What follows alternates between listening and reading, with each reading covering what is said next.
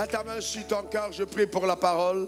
Père, je veux te rendre grâce pour ton extrême fidélité. Que ton nom soit béni, que ton nom soit élevé et exalté. Je prie au Père qu'il soit donné à toutes les personnes connectées à cet autel, connectées, Seigneur au Dieu, au ciel par cet autel, de t'entendre au travers de ma voix. Donne à chacun d'avoir accès à la dimension révélée de la connaissance par ce message, au nom suprême de Jésus.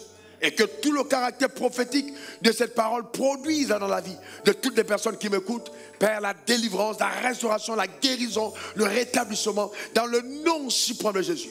Je veux te rendre grâce pour ta fidélité. Merci parce qu'il est écrit, vous connaîtrez la vérité, et la vérité vous affranchira. Je te rends grâce de ce que ta parole nous affranchit totalement. Au nom suprême de Jésus, j'ai prié. Quelqu'un dise encore Amen 3 fois. Amen. Eh bien, assieds-toi dans sa glorieuse présence. Le thème de mon message prophétique ce matin, comment Dieu rend un nom grand.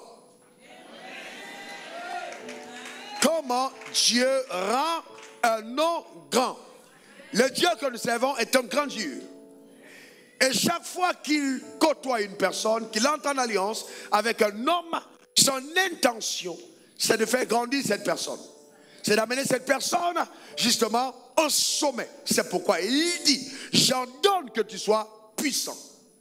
Je veux que ton nom soit grand. Cependant, il est important que nous comprenions qu'avoir un grand nom n'est pas quelque chose d'automatique ou de systématique. Il y a un processus.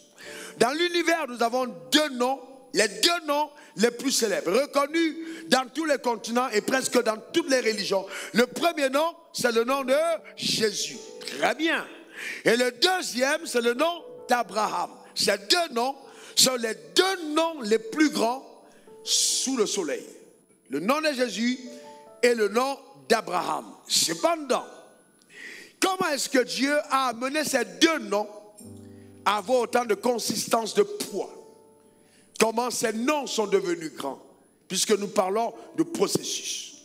Et en plus, c'est quoi un nom grand? Parce que il ne faut pas confondre un nom populaire avec un nom grand. Mon nom peut être populaire sans être un nom grand. Pour qu'un nom soit grand, il faille que ce nom soit noble. Que quand on évoque ce nom, voyez-vous, suscite de l'admiration, qu'il y ait de la gloire attachée à ce nom. C'est ça un grand nom. On peut être populaire sans avoir un grand nom. Mais le but de ce message, c'est de nous amener à aspirer à la grandeur du nom et non à la popularité. Surtout dans cette génération où les gens sont prêts à tout faire pour le buzz.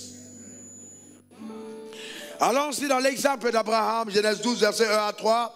L'Éternel dit à Abraham, va-t'en de ton pays, de ta patrie, de la maison de ton père. Dans le pays que je te montrerai, je ferai de toi une grande nation.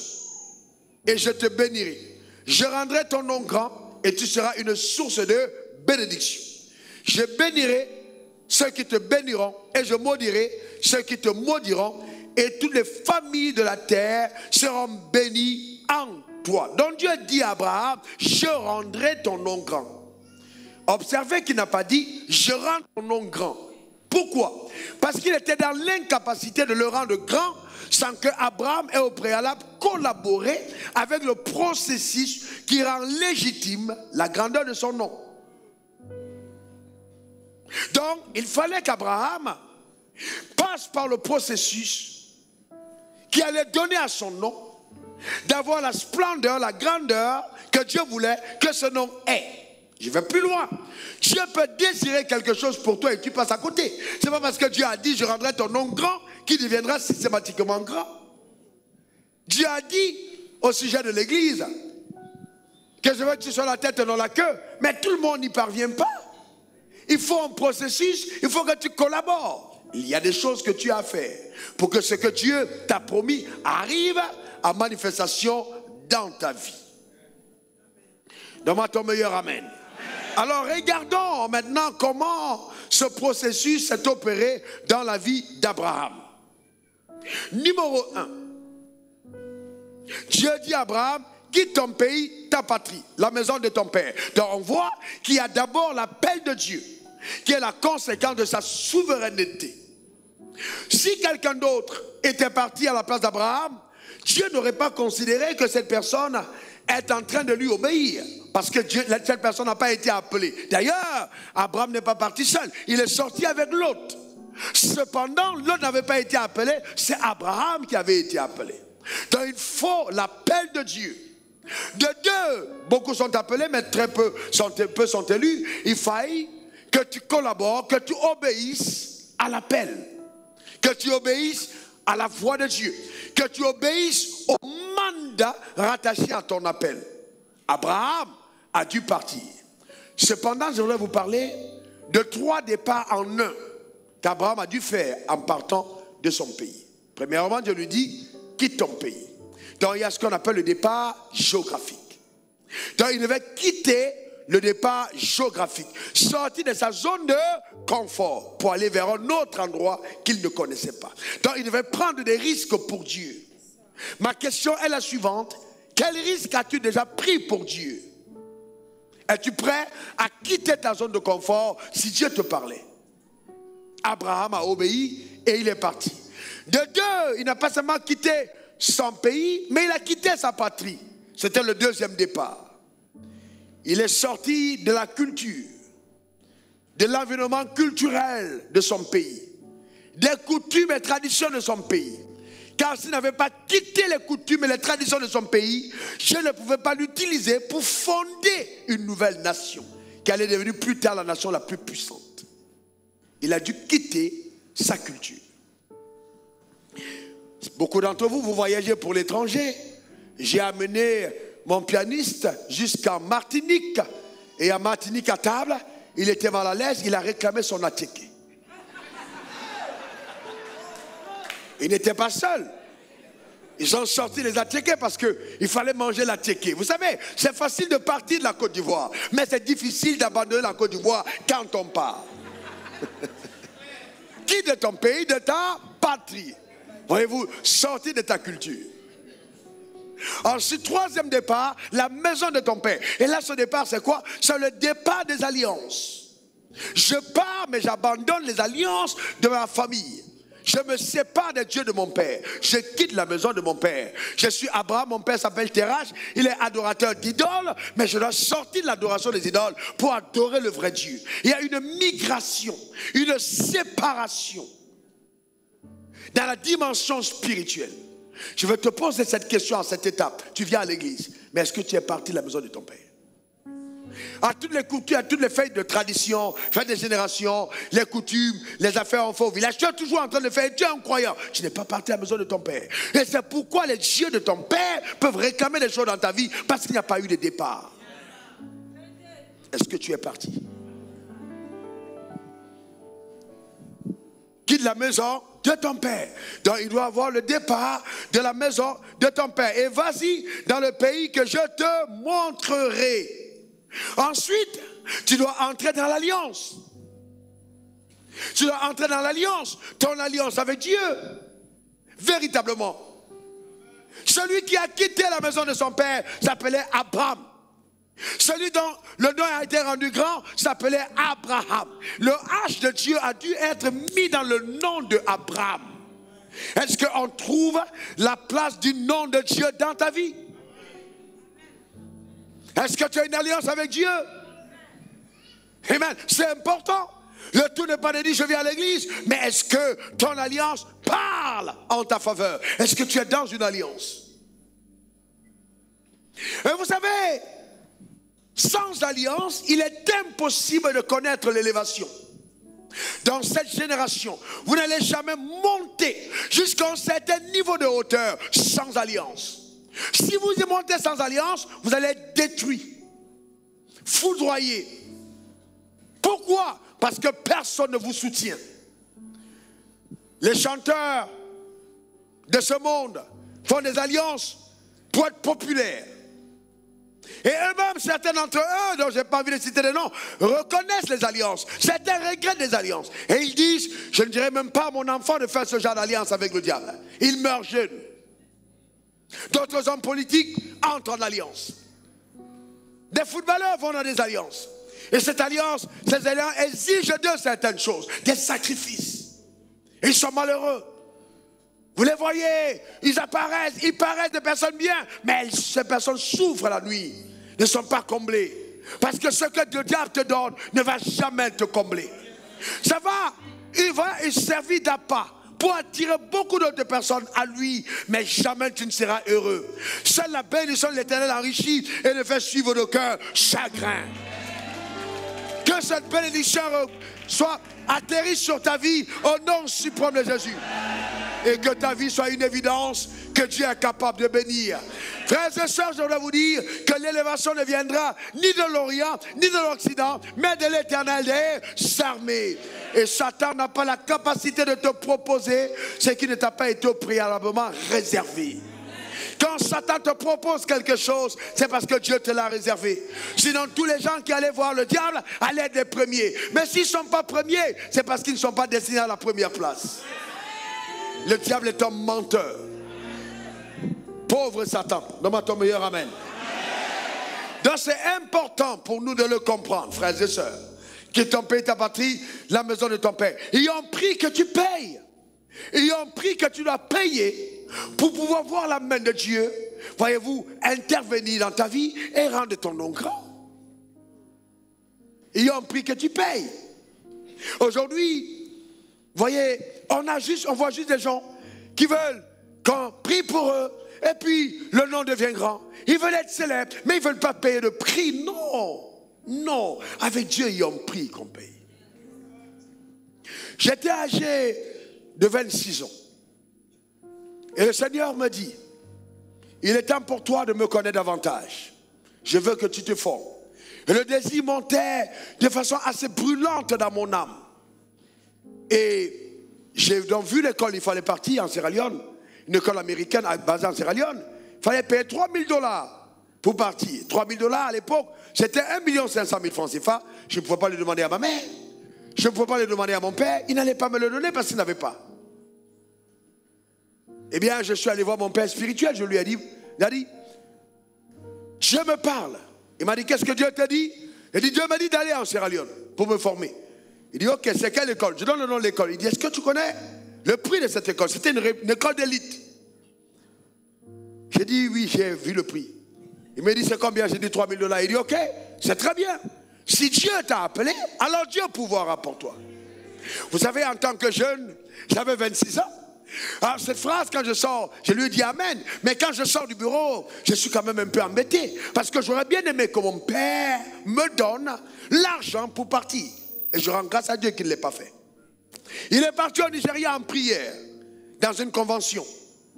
Et pendant qu'ils étaient en convention, un homme que je n'ai jamais vu jusqu'à aujourd'hui vient vers lui et lui dit, je suis en train d'entendre Dieu me dire que tu as un de tes fils, un de tes collaborateurs qui est en train de vouloir aller se former.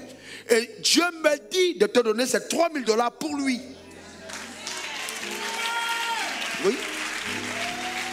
Vous savez, souvent Dieu veut simplement voir jusqu'où vous êtes prêts à prendre des risques pour lui. Frères et sœurs, Dieu est responsable des pas qu'il te donne de prendre. Le drame, c'est que beaucoup d'entre nous, nous voulons mettre la responsabilité de nos échecs sur nos oncles, sur nos tantes, sur nos parents. Si simplement mon père avait beaucoup d'argent, non. Écoute-moi très bien, tu es né dans la meilleure condition qu'il faut pour réussir la vie que Dieu te réserve. Que ton père n'ait jamais eu d'argent, ou tu n'as jamais dormi dans de bonnes conditions, ce n'est pas un problème. Ce n'est pas un problème du tout. Hein? Ce n'est pas un problème pour ta réussite. Sache que le sage architecte t'a placé dans ces conditions car ils étaient les meilleurs pour ton déploiement. Amen. Arrête de trouver des excuses. Arrête de trouver des excuses. Et déploie-toi pour réussir ta vie. Vous imaginez à 26 ans, quand un jeune homme de 26 ans dans cette salle se lève, s'il te plaît, je veux voir un jeune de 26 ans se lève dans cette salle. Viens, s'il te plaît. Viens. 26 ans d'âge. Regardez ce jeune homme. Regardez quelque chose. Je vais vous faire voir. Regardez, voyez-vous, il a 26 ans. À cet âge-là, j'étais plus frêle que lui. À cet âge-là, frêle, plus maigre. Pas frais, maigre, frêle. Voilà. Donc, à cet âge-là, je pars de mon pays. Je traverse la Côte d'Ivoire. J'arrive en Sierra Leone. J'arrive la nuit, ne sachant pas où dormir. En Sierra Leone, il y a un ferry. Vous arrivez à l'aéroport, vous prenez un ferry, vous traversez les eaux pour entrer dans la ville. Jusque-là, je ne sais pas quelle maison m'accueille. Et je prie dans l'avion quand le directeur de Bellevue Airlines de l'époque vient s'intéresser à moi et me dit, je t'amène chez moi. Écoutez-moi bien, mes parents sont vivants, mon père est commissaire de police, ma mère qui fait ses affaires, mais entre-temps, je risque ma vie quelque part au bout du monde, parce que je vais rencontrer mon Dieu. Je termine ma formation, voyez-vous, et à cet âge, je mets la carte du monde sur le mur. Et je commence à prier, et je commence à crier à Dieu. J'ai dit, Dieu, montre-moi où tu veux que j'aille te servir. Je sentais l'appel de Dieu. Et Dieu dit, je ne peux pas t'utiliser dans cet état. Il dit, Seigneur, qu'est-ce qu'il y a? Il dit, donne-moi ta famille. Je veux prendre ta famille. Organise les funérailles et livre-moi ta famille. Donne-moi ton père, donne-moi ta mère, donne-moi tes frères. Parce que s'ils ne meurent pas à tes yeux, tu ne pourras jamais m'être utile. Le problème, c'est que beaucoup d'entre nous ne comprenons pas. Il y a une certaine dimension de bataille, de combat, de sacrifice que Dieu va exiger de toi quand il t'a vraiment appelé. Je te dis la vérité. Il y a un niveau de sacrifice. Personne ne peut percer jusqu'à un certain niveau tant que le sacrifice n'a pas été le préalable. Abraham s'en va, sans savoir, il partait 25 ans de marche, sans enfant. Mais il faut qu'il parte. Je vais vous dire que les 25 années sans enfant, ce n'est pas la stérilité, ni de Sarah, ni de Abraham qui est le problème. C'est l'opposition de Dieu au couple qui devient le problème. Pourquoi est-ce que tout le monde peut avoir des enfants? Mais Abraham et Sarah n'ont pas.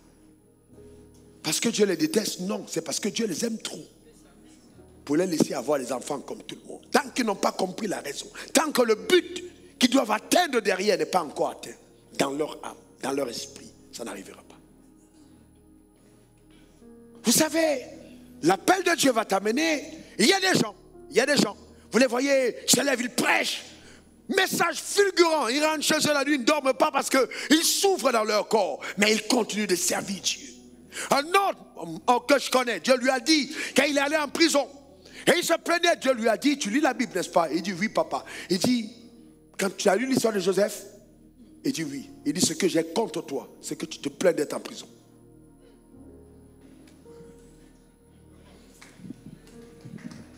Ce que j'ai contre toi, c'est que tu te plains d'être en prison. Tu devais te réjouir de passer en prison pour moi. Vous voyez, j'organise les funérailles, je mets mon père, je mets ma mère, je mets mes frères devant l'autel. Et je dis, Seigneur, prends-les. Et au fond de moi, j'ai cette conviction. Je dis, Dieu, je demande une chose, que personne ne meure sans te connaître. Et le Seigneur me dit, j'accepte le deal. 2 semaines après, ma mère naît de nouveau. 2 semaines après. Et c'était là le signal clair que oui, je suis d'accord avec l'alliance. Donc vous voyez, tant que vous avez vécu des choses pareilles avec Dieu, dites-moi, qui va vous faire peur? Personne. Parce que vous savez que c'est Dieu qui vous a appelé. Donc il y a des choses qui doivent vous arriver, qui vont affermir vos convictions. Et quelqu'un me dira, oui, mais pasteur, impose-moi les mains, je veux ta grâce. Frères et sœurs, il y a des grâces, on ne prend pas par imposition des mains. Il y a des gens, si elles t'imposent les mains, les problèmes commencent la semaine prochaine. Donc c'est lundi, parce que pour que tu entres dedans, il faut que tu souffres. De la souffrance, voyez-vous, que la personne a endurée. Le serviteur n'est pas au-dessus de son maître, mais tout serviteur accompli sera comme son maître. C'est ça le prix à payer. Le nom d'Abraham n'est pas devenu grand seulement parce que Dieu dit, oh bisous Abraham, je t'aime. Ressort le grand nom. Amen, hein? Non. Non. Frères et sœurs, amen. Il y a des moments où Dieu dit, Abraham, j'étais tranquille. Abraham dit à Dieu, j'étais tranquille chez moi. Pourquoi tu m'as fait sortir? Ne croyez pas que la marche avec Dieu est un long fleuve tranquille.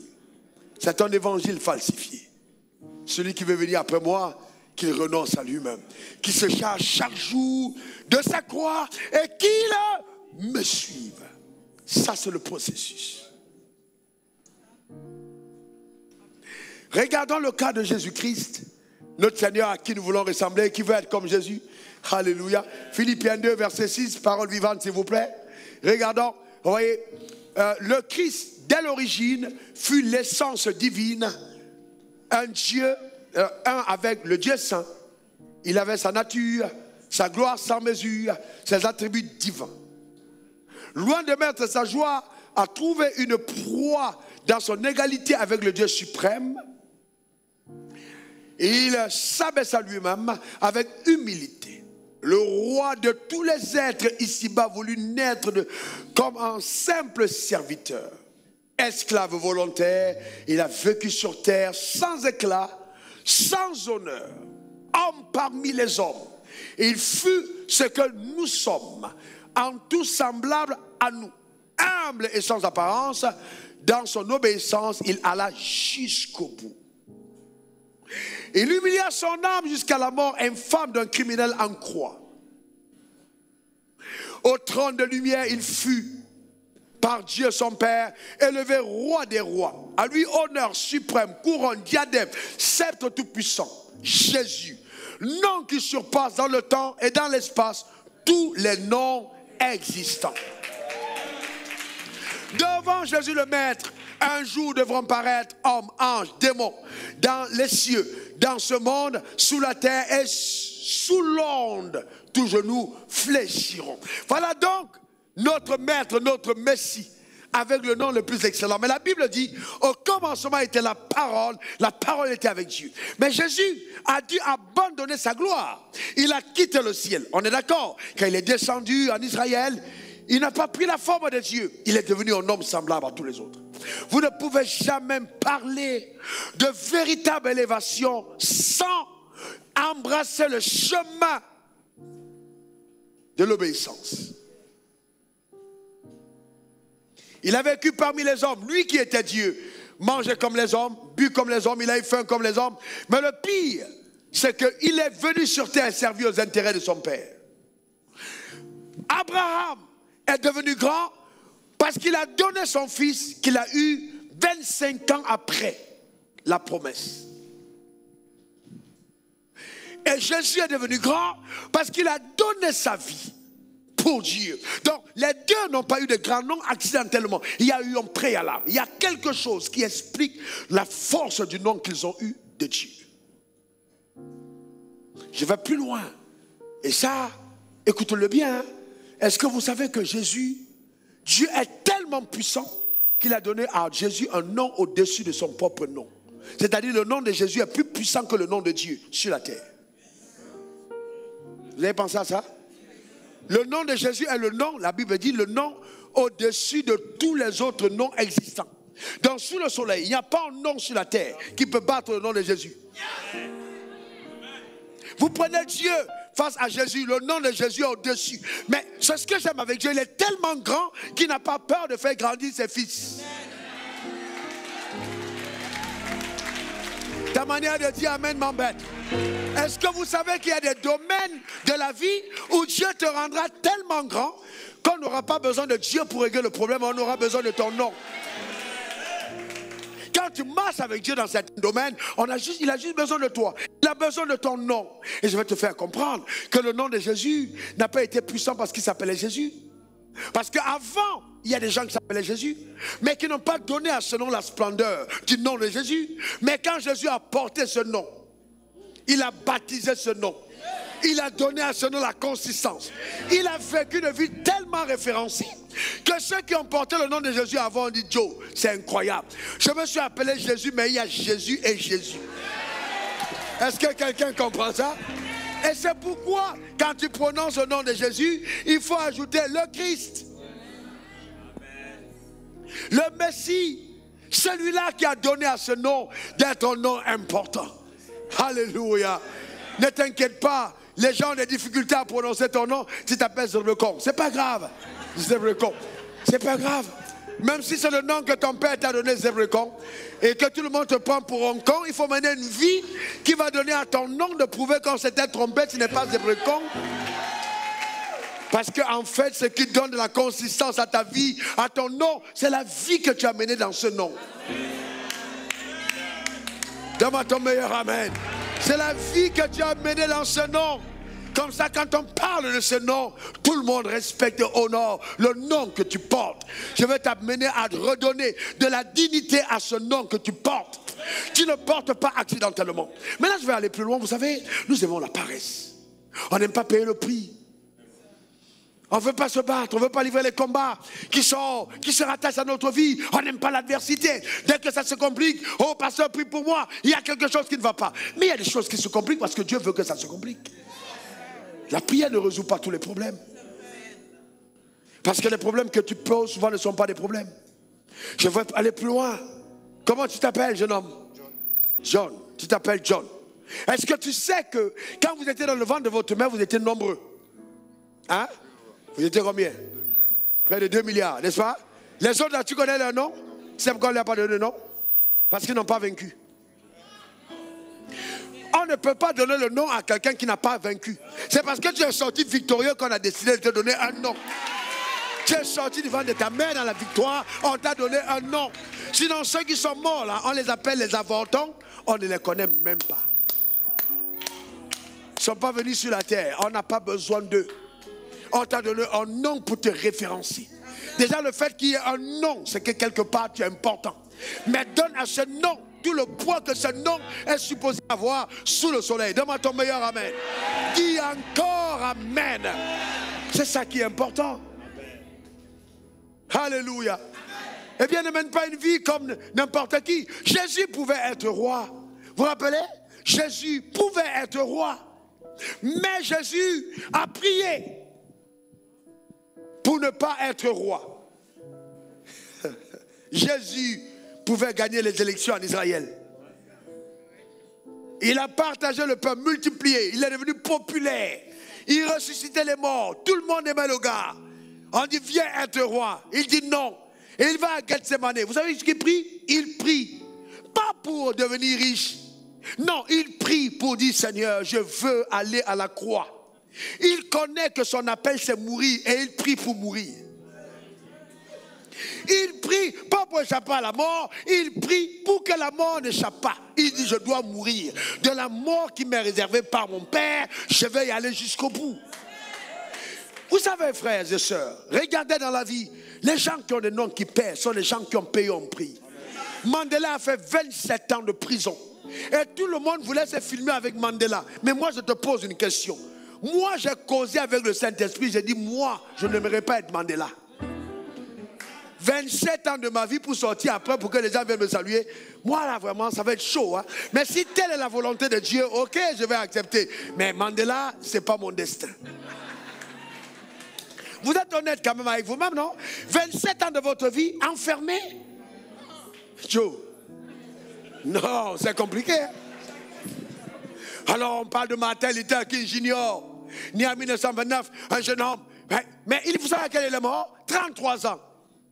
Pourquoi on continue de parler de Martin Luther King? Il est parti. Tu aimerais ça? Tu ne serais même pas là. Vous voyez ce que je suis en train de dire? Chaque personne que vous voyez élever, il y a un sacrifice derrière.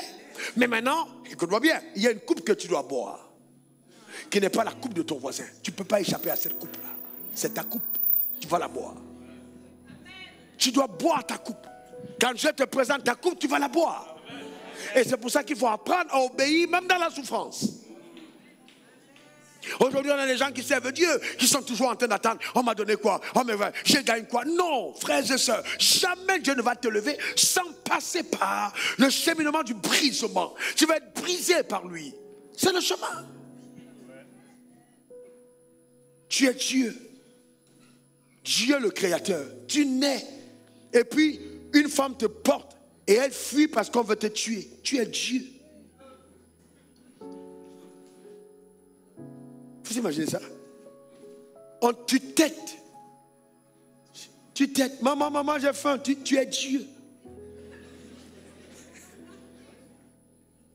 Est-ce que vous comprenez? Mais vous savez, frères et sœurs, que dès l'âge de 12 ans, il savait qu'il était Dieu.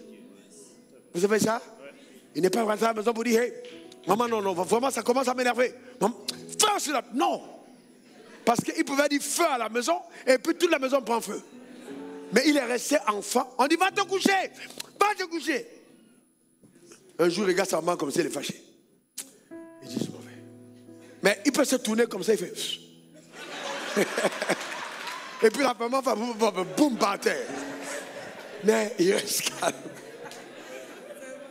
Vous comprenez ce que je veux dire?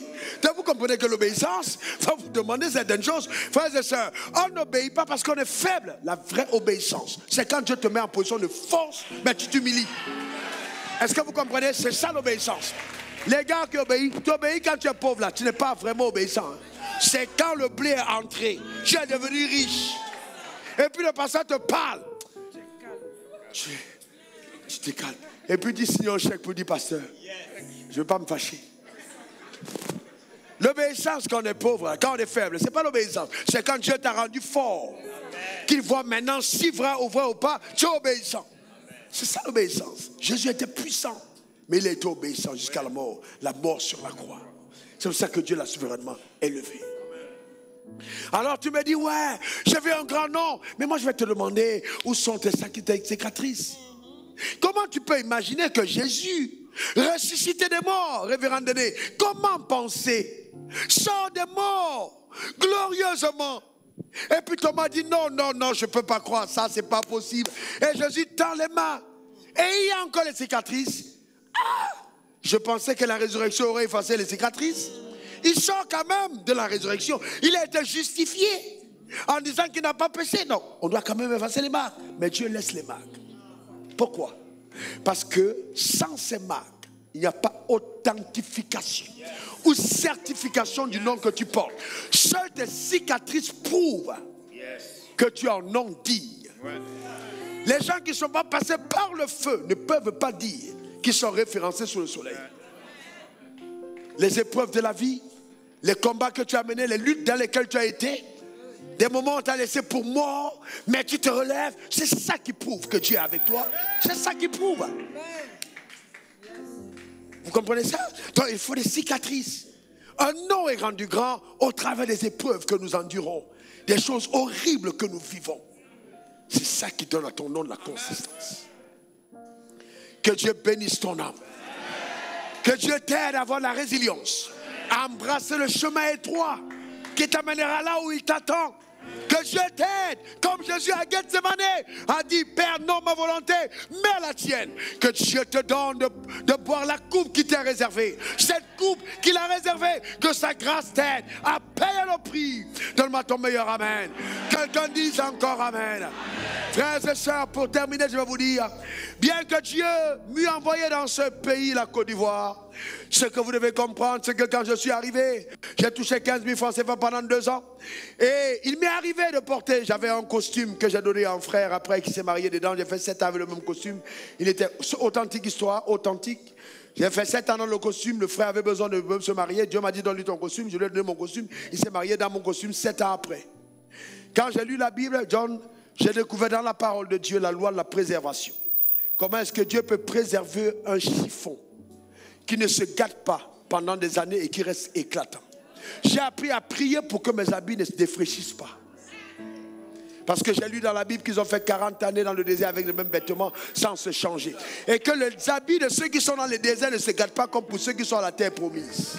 J'ai demandé à la grâce du désert de garder le peu que Dieu m'a donné. L'économie et la gestion des ressources, je l'ai appris dans le désert. Certains d'entre vous, vous êtes là, vous êtes allé à un rendez-vous, vous laissez votre moteur tourner pendant 30 minutes, vous revenez encore, vous démarrez votre voiture. C'est parce que vous n'avez pas connu la galère. Que vous laissez la lumière dans les pièces, la clim, et vous partez dans les bureaux. Vous ne connaissez pas ce que c'est.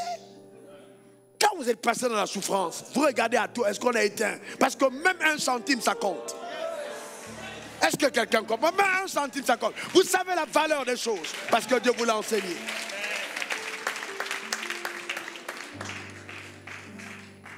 Je voulais aller aux toilettes, et puis il y avait les rangs, et je bloque comme ça. Et j'attends, je suis là, il y a une position. Elle dit, je ne peux pas aller à gauche, à droite. La manière dont je suis placé, Tu as une menace de diarrhée, mais tu dois concentrer pour faire remonter. Frère, c'est ça. Tu vois quelqu'un, il fait froid, mais il transmet, il ne sait pas d'où ça vient. Et la position est stratégique.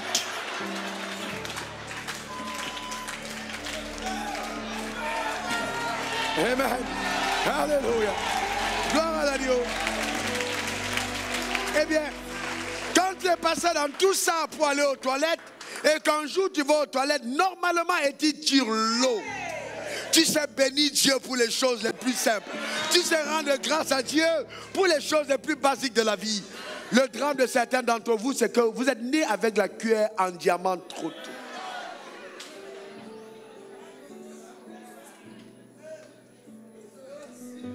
Mais ce n'est pas grave, Abraham n'était pas des pauvres non plus.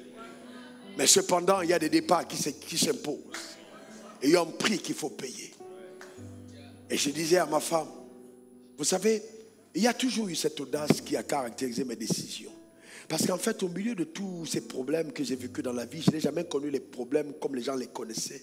Parce que pour moi, ce n'était pas autre chose que je désirais que de faire sa volonté.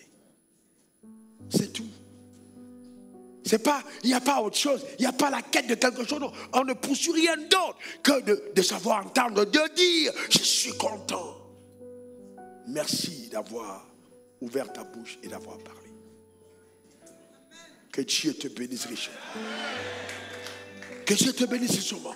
Et il y a des décisions qu'on doit apprendre à prendre pour servir la cause de celui qui nous a appelés. Et je vais te dire, il n'est pas trop tard et il n'est pas trop tôt. C'est à 12 ans que Jésus a pris conscience.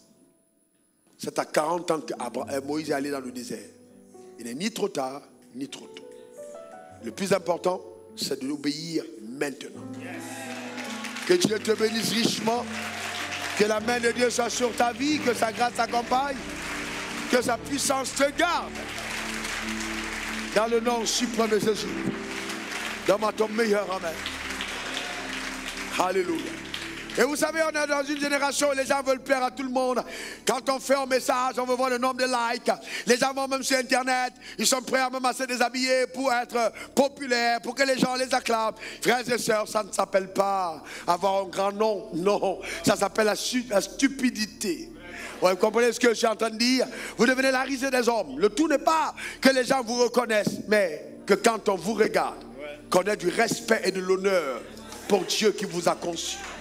Que votre vie apporte la plus-value à votre génération. Que quelqu'un sourie chez lui et soit heureux parce que tu existes. Que ta vie embellisse les autres. Que ta vie participe au développement. Que la société s'élève parce que tu as livré un combat noble. Et quand tu seras parti, alors tu partiras. Mais ton nom restera. Parce que tu auras livré le combat que tu devais livrer. Tu es entré dans l'éternité tout en ayant quitté le temps. Je reprends. Tu es entré dans l'éternité tout en ayant quitté le temps. Dieu s'est servi de ta vie pour quelque chose.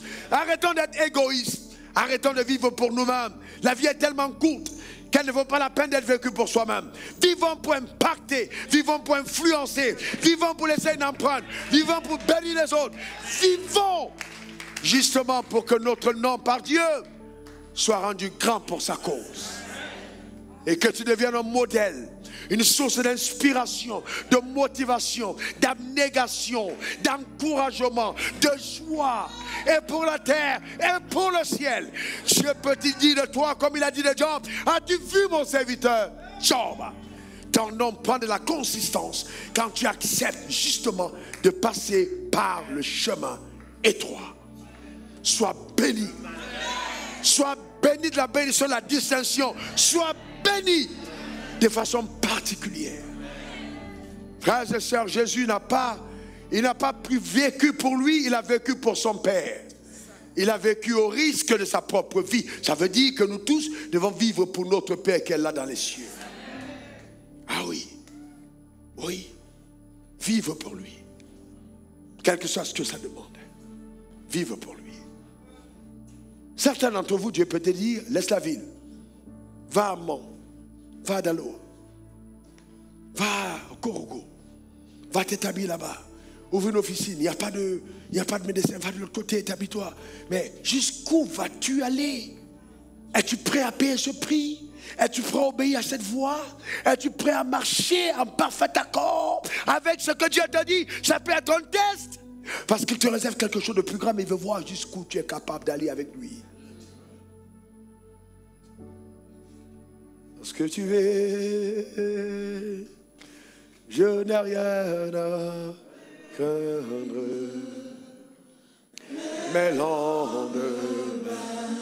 Mes lendemains, Seigneur, sont assurés. Entre tes mains, Jésus tient ma vie. Oui, tu tiens ma vie. Pour ce temps et l'éternité. Oui, je sais qu'il vit. Je sais que tu vis. Parce que tu vis. Parce que tu vis, Seigneur. Moi, je n'ai rien.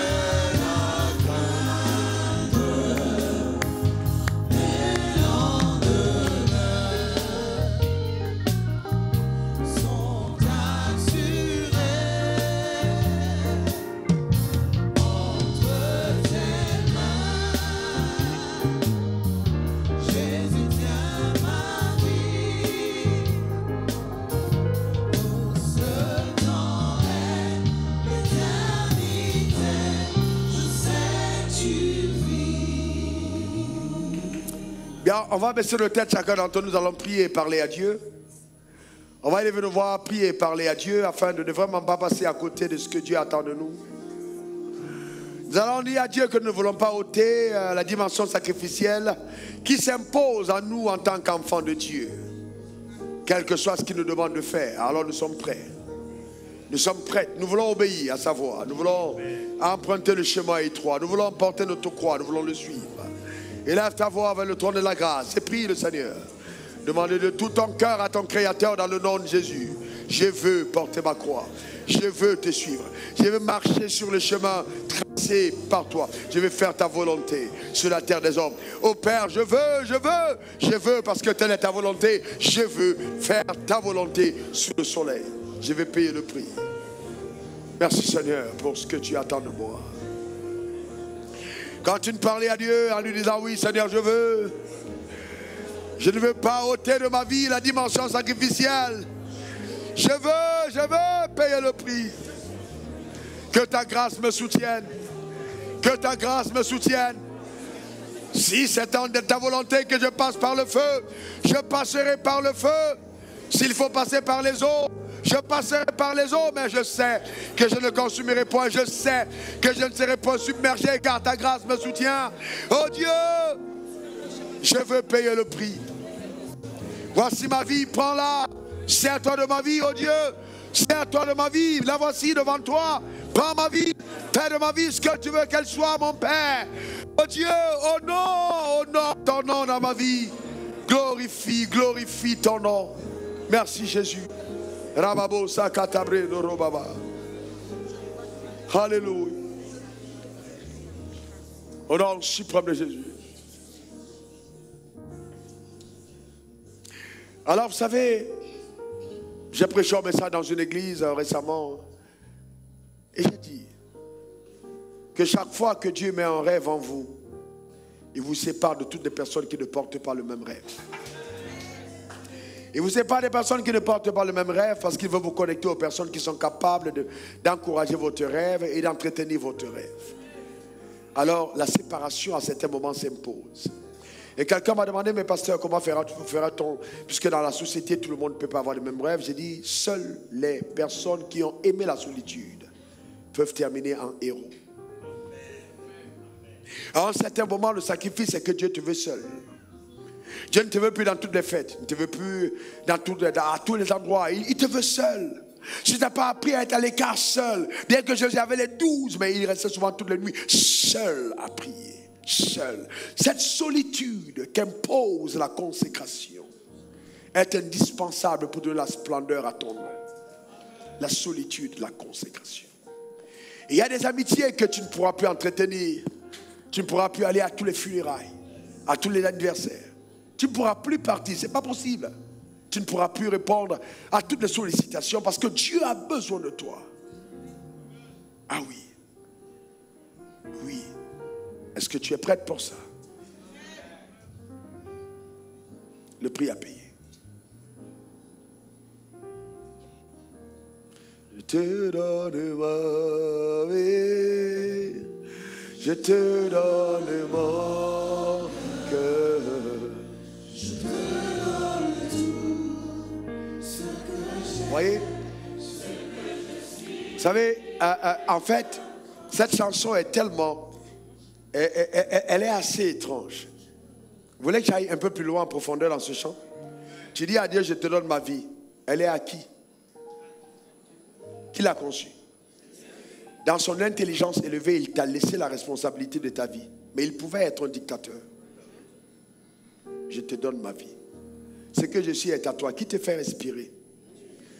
Quelle est la stupidité ou alors la folie qui peut prendre un homme et qui pousse cet homme à s'éloigner de celui qui lui a donné légitimité d'existence? Ce n'est que pure folie.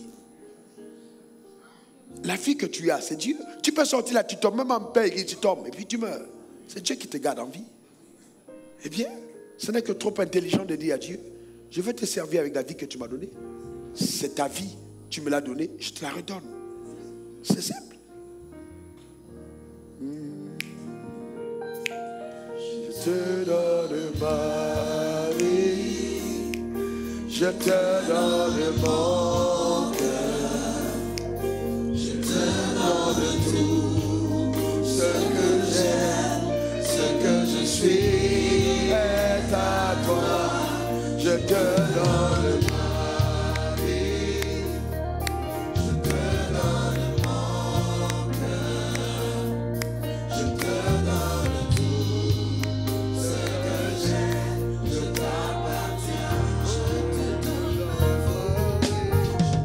ma vie, oh je te donne mon cœur, je te donne tout ce que j'ai, ce que je suis est à toi.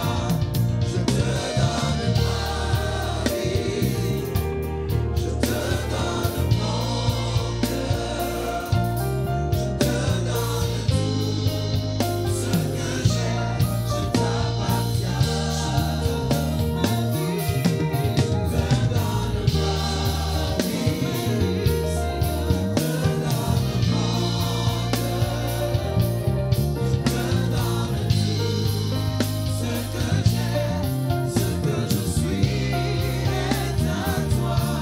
Je te donne ma vie, je te donne mon cœur, je te donne tout ce que j'ai, je t'appartiens. Bien, pendant qu'on est debout, je vais faire deux appels. Premièrement, je voudrais demander à quelqu'un qui est ici ou quelqu'un qui est connecté en direct et qui dit, pasteur, j'ai entendu la voix de Dieu, Dieu m'a parlé et j'ai vraiment envie de me réconcilier avec mon Créateur. Je veux faire la paix avec Dieu. Je veux donner ma vie à Jésus. Je veux naître de nouveau. Lève ta main droite là où tu es. Je vais prier pour toi. Lève ta main droite. Je vais prier pour toi. S'il y a une seule personne qui dit, je veux naître de nouveau. Merci Seigneur pour ta fidélité. Bien, je vais demander à ses frères et ses sœurs, venez devant l'autel, acclamons le Seigneur pour elle. Venez devant l'autel, nous attendons devant l'autel. Avancez devant l'autel.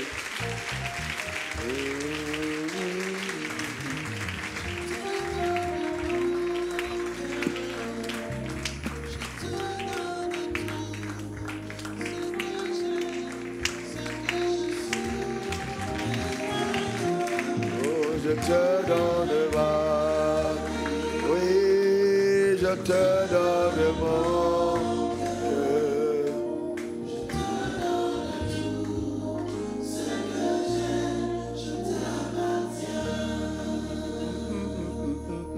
Je te... Bien, ce message s'adresse à une jeune dame. Pourquoi veux-tu jouer avec la vie que je t'ai donnée? Tu sais que je t'appelle. Tu sais que je t'appelle à moi.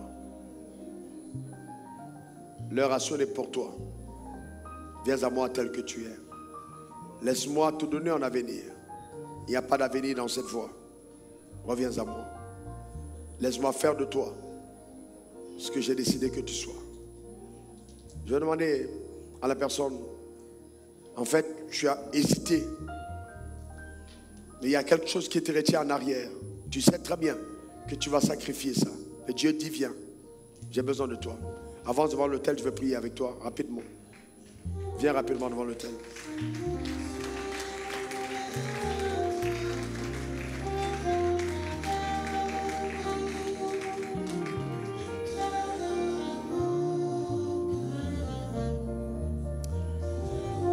Lève ta main droite vers le ciel ici devant. Et ceux qui ont quelqu'un connecté en direct qui veut recevoir Jésus, répète après moi ces paroles. Seigneur Jésus.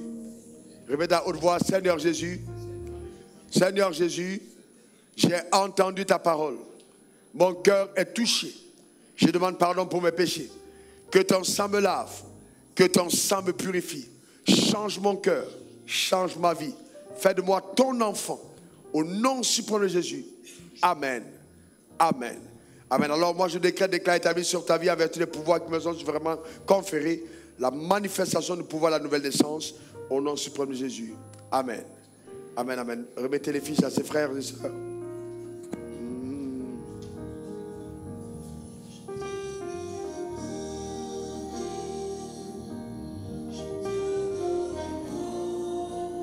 Deuxième appel, à cause du temps, tu es là dans la salle et tu te dis, j'ai entendu Dieu me parler, je sens un appel de Dieu à plus de consécration. J'entends la voix de Dieu m'appeler à une vie de sacrifice.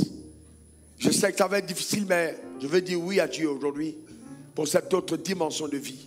Je suis prêt à payer le prix maintenant. Mais que Dieu m'aide. Lève ta main vers le ciel, si c'est ton cas. Lève ta main vers le ciel. Au nom suprême de Jésus, en vertu des pouvoirs qui me sont souverainement conférés, je prie pour la démonstration de la gloire de Dieu sur ta vie. Au nom suprême de Jésus, que cet appel qui t'est adressé, la grâce te soit accordée de répondre au nom suprême de Jésus, conduisant ta vie à un autre palier de consécration. Reçois la grâce de Dieu dans le nom suprême de Jésus. Amen. Amen. Et amen.